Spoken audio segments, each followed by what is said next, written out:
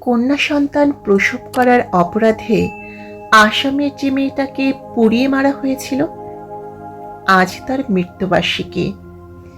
যে কবি সেদিন তার ৯৯তম কবিতাটি মেয়েটাকে উৎসর্গ করেছিলেন, তিনি এখন তার প্রিয় পাঠিকার অনুরোধে লিখছেন বসন্ত গল্প।